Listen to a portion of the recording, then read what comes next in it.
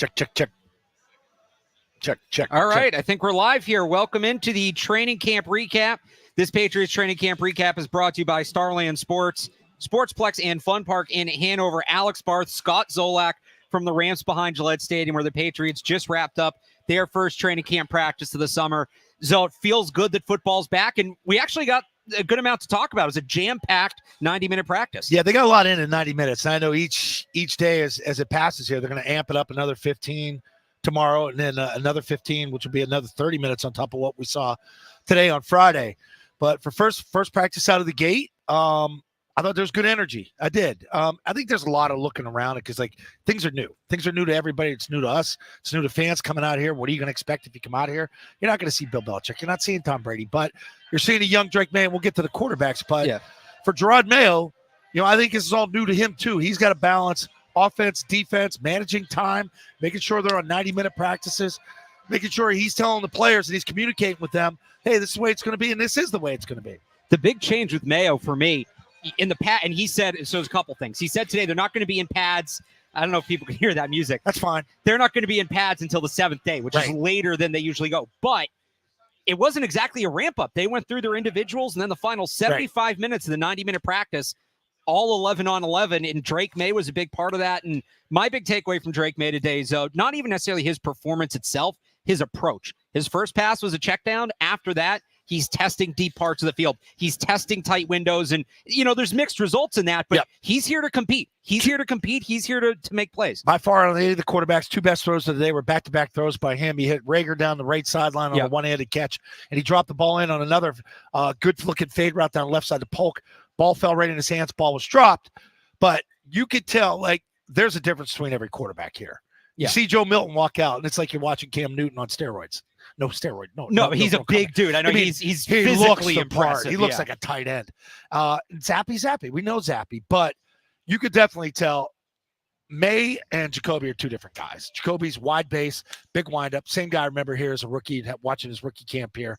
And Drake, a little more quicker, athletic. The ball comes out faster, a little more upright. So you could the skills are there. It's about when are they going to be honed? When are they going to feel comfortable with him and the whole process? I think you talk about the process. Yeah, we're going to watch film. I mean, we're going to watch practice, and it's going to look like May is better. The problem is, how's he handling everything? How's he handling play call, personnel groupings, calling a play, getting in and out? Is he dropping balls at center? Is there? Which he did do today. Key pick or two? Yeah, there was the one fumble, and I think things got a little dicey when it started to rain. Yeah, Jacoby had a bad pick. Rolling right, throwing back across the grain. So I mean, we'll be charting everything, but I think the biggest thing is day one, and it wasn't Jacoby took 60%, Drake took 50. I think it was 50-50 between the two. It was close. Brissett might have had a little bit more, but they're right there. And Brissett looked like the starter, like Mayo said yesterday, but Drake May is right there. And again, I go back to it. So the confidence. The confidence that he showed for a rookie, I think, was very impressive. What did you think of Jacoby Brissett today? Steady. I mean, he's not going to wow you, but he's going to be methodical, and he's going to take what the defense gives him, and that's what Alex is going to do. Alex Van Pelt, he's going to beat it into them, take what they give us. We're fine moving the sticks. We don't need to take shots every play. But it is going to be interesting to see how this whole wide receiver thing shakes down, because I don't know who the number one grouping is right now. You're going to have a lot of young guys getting reps, including Pop Douglas. Pop's in year 2. Still consider him a young guy. Bourne's on the shelf because of the pup factor starting there. Thornton's on the outside looking in. I don't know how Juju makes this team. I think it's going to be very tough for him. There's a lot of money there. They can eat the money. They can. See, what they're going to have to estimate when this all shakes down, is it worth keeping around even though we're paying him and the guarantees there?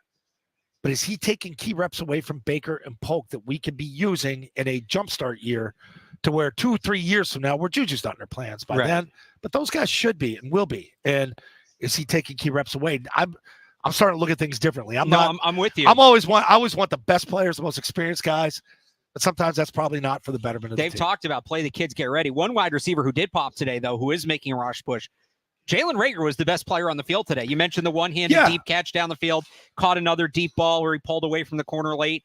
Now, guys like that, the speed guys, they generally show out when the pads aren't on, and we got to see what he looks like next week. Former top pick. Good day. Yeah. He pops every once in a while. He did this last year too, and he'll make a play in a game, or he'll wow you because he's one of the few guys that could separate.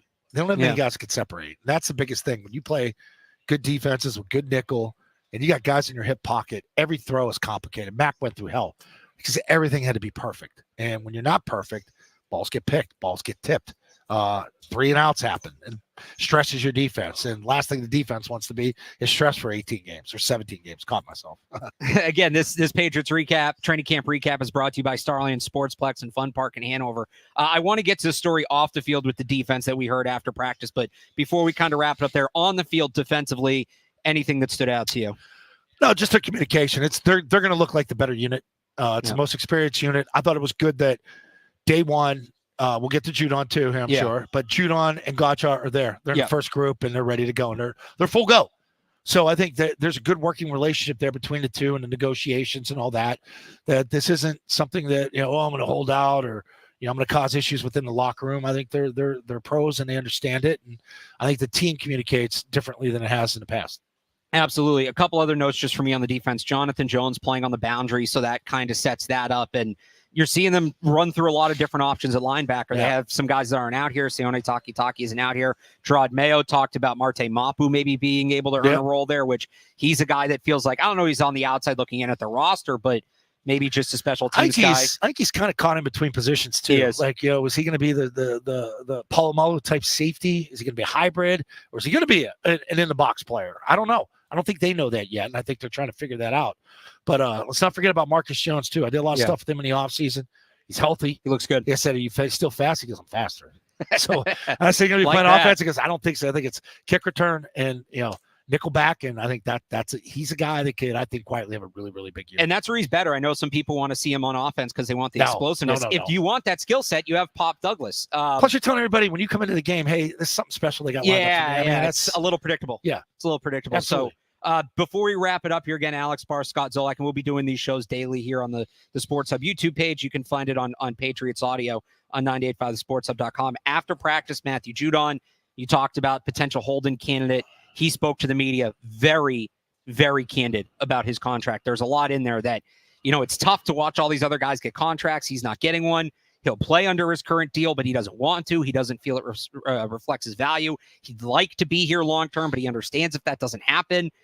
I was kind of encouraged by it. He seems like a guy that's in a good spot mentally, has a clear head, and I don't think you talk that way if you're about to shoot your way out of town. No, and I've talked to Matt and tried to get him on the show to maybe have some counterpoints to some of the reporting that's going on out there. And he's like, the stuff I don't say, he goes, I'm going to let it stand. He said, but just be careful. You don't hear it from me. I didn't say it. He wants to be here, but I think he also understands. We've done this list where we go through the top 10 at each position. And you go through like the first 7, like you take all those guys over Judon.